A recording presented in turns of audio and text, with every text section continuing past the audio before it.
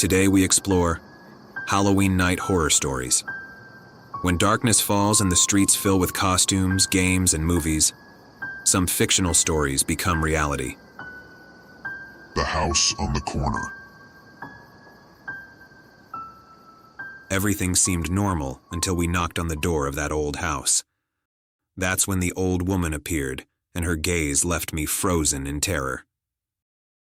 I was 10 years old the last time I went trick-or-treating on Halloween. It used to be my favorite tradition.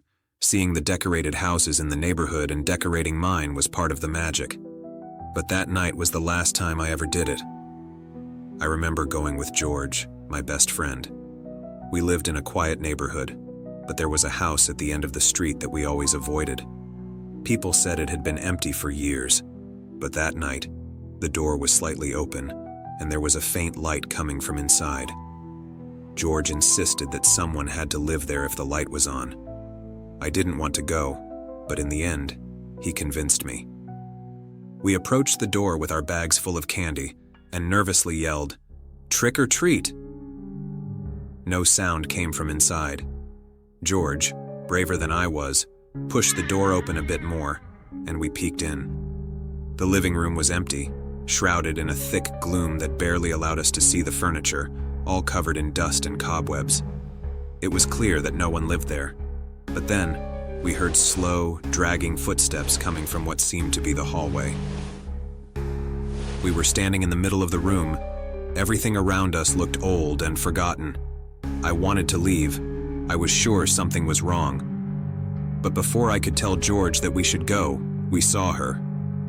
An old woman came out from the hallway. She was tall, hunched over, and wore a dirty, worn-out gray dress. Her white hair hung in thin strands over her face. Her eyes were dark, empty, showing no expression at all. But what terrified me the most was the way her mouth twisted into a creepy smile, and her skin was so pale it seemed almost transparent. While George and I stood frozen, her trembling hand emerged from the shadows, showing us a handful of candies wrapped in old, crinkled paper.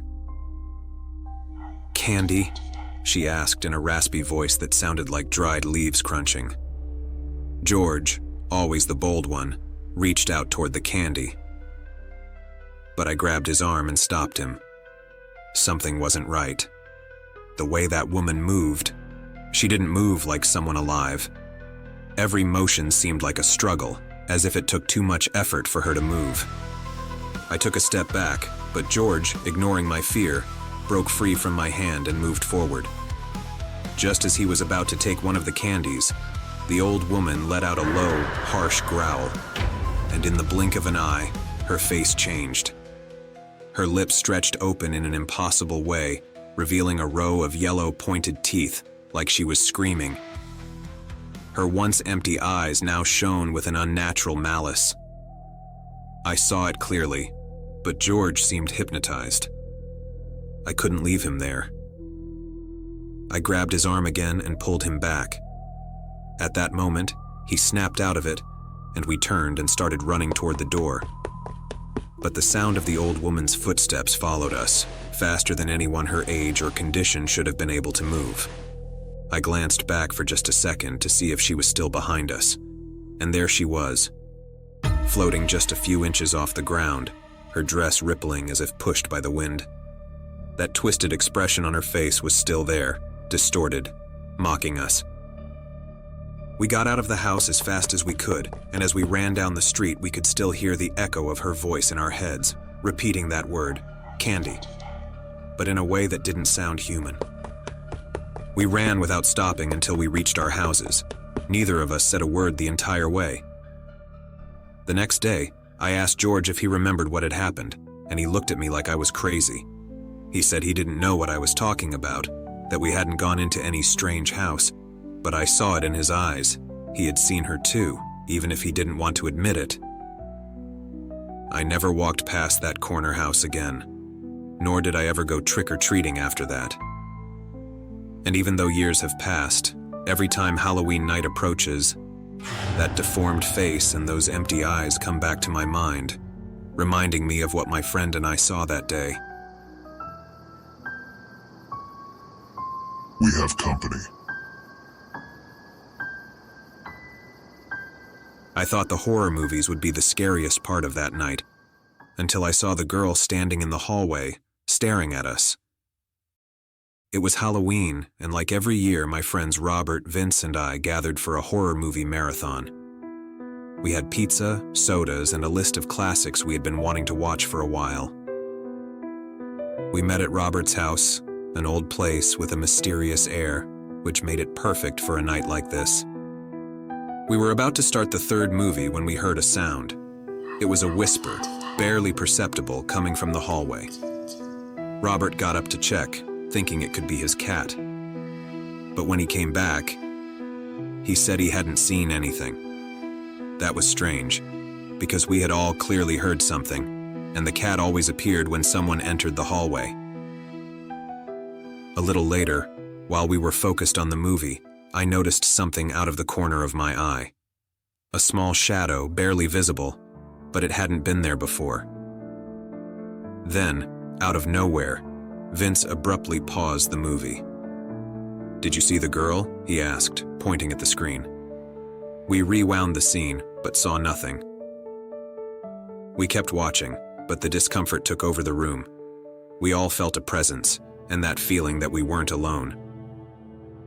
Robert was tense, and every time one of us moved or made a noise, we all jumped. Suddenly, a cold chill swept through the house, and the wind outside stopped rustling the trees in the yard. Then we saw her. There was a girl standing in the doorway staring at us. Her eyes were dark, but not empty. She watched us with an indescribable expression, as if she was waiting for something from us. Robert was the first to speak. "Who are you?" His voice trembled, but he didn't move. The girl didn't respond. She just tilted her head slightly to one side.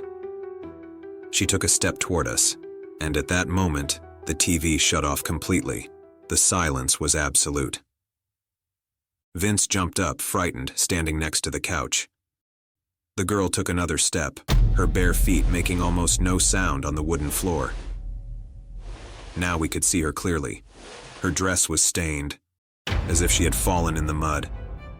Then, without warning, the girl spoke, but her lips didn't move. "You don't belong here." Those words echoed cold and empty. At that moment, the lights flickered violently, flashing on and off until her figure vanished completely. Only darkness remained. We tried to leave the house, but the front door was stuck, as if something was blocking it from the other side. Desperate, we ran upstairs to Robert's room without any idea what to do. When we got there, we found something that froze our blood. On his desk, there was an old framed photo of a family, among them, the girl, the same one we had just seen. Robert told us that the photo hadn't been there before, but that it was the family who had lived in the house before. He had just moved in last year.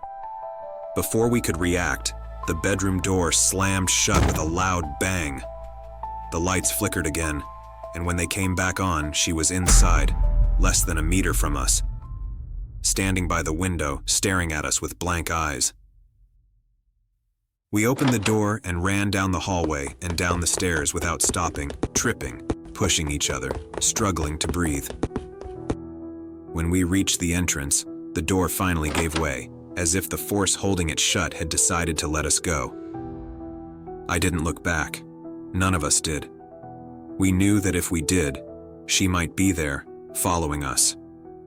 We ran all the way to my house, and Robert stayed over that night. He didn't want to go back. The next day, he told his parents what happened, and they confessed they had also seen the girl. Robert moved out shortly after. We never spoke about that night again, but sometimes when everything is silent and I close my eyes, I still see the girl, with her dirty dress and blank eyes, repeating, "You don't belong here." The Midnight Game. What started as a game ended in a nightmare. Something answered, something that shouldn't have been there, and since that night, I felt like I'm never alone. It was Halloween night, and my cousin Bruce and I were home alone. My parents had gone to a party, and we had the house to ourselves. Bored after watching horror movies, Bruce came up with the idea to go up to the attic and check out the old stuff. That's where we found a Ouija board inside some of our grandpa's old boxes. We were both intrigued by it, but noticeably nervous. Still, we decided to take the risk and play, but as soon as we started, everything changed. We lit a few candles, turned off the lights, and sat in front of the board. The air felt dense, like all the warmth had suddenly escaped the house, leaving everything cold. Bruce gathered his courage and placed his hand on the planchette, telling me to do the same. I hesitated for a moment, but eventually did it. Bruce, in a mocking tone, asked if there was anyone with us, but nothing happened. We sat in silence for a few seconds, listening to the creaking of the wooden floor. I felt nervous about being there, playing with something I didn't understand. Then, the planchette moved. Slowly, barely perceptible at first, until it slid toward the word, yes. I told Bruce to stop moving it, but when I looked at his face, I realized he hadn't moved it. We exchanged glances, and for the first time, I noticed he was just as nervous as I was. We decided to continue. With a trembling voice, I asked, "Who are you?" The planchette began moving again, faster this time, and suddenly the lights throughout the house flickered and then went out. The air grew even heavier, and an intense cold surrounded us. It wasn't normal cold, it was a chill that seeped into your bones. I glanced at Bruce, and he was staring fixedly down the hallway leading to the living room. I felt the urge to turn and look, but part of me didn't want to know what he was seeing. There was a palpable presence, and with it came a strange sound, like something heavy dragging itself across the floor. Finally, I couldn't resist anymore, and looked toward the hallway. What I saw didn't make sense. It was some kind of shadow, but denser than any darkness I'd ever seen. It was tall, thick, and its arms were long and heavy, with its hands pressed against the walls for support. Its face wasn't entirely visible, but within the darkness, I could make out two furious, glowing eyes that were locked onto us. I turned to look at Bruce, and he was frozen in place. I called his name, but he seemed hypnotized, his eyes wide open, staring at the thing, completely unable to move. The candles began to go out one by one, slowly trapping us in a growing darkness. The shadow stopped at the edge of the light from the last candle, waiting, as if it couldn't move any closer. It let out a horrifying growl and vanished into the air. I was able to move again, and without thinking, I shoved Bruce, breaking his contact with the board. The house lights flickered back on, leaving the place in an overwhelming silence. We stayed still, unsure of what to do, cold sweat running down our foreheads. When we finally reacted, we didn't say a word. We just blew out the candle, put the board in a box, and buried it in the garden. We never spoke about what happened that night, but we both knew we had released something evil. When my parents got home, we were sitting in the living room with the TV on, but each of us lost in our own thoughts. We went to bed without saying a word. That same night, as I was trying to sleep, I heard scratching at my bedroom door. It was soft, like something on the other side was testing to see if it could come in. I turned on all the lights, and the sound stopped, as if whatever wanted to enter was afraid of the light. The next day, Bruce went home very early, but something about him had changed. He was never the same daring kid again. And me? I haven't been able to sleep with the lights off since. Every Halloween, I still feel the presence of that thing, waiting for the lights to go out so it can come back for me.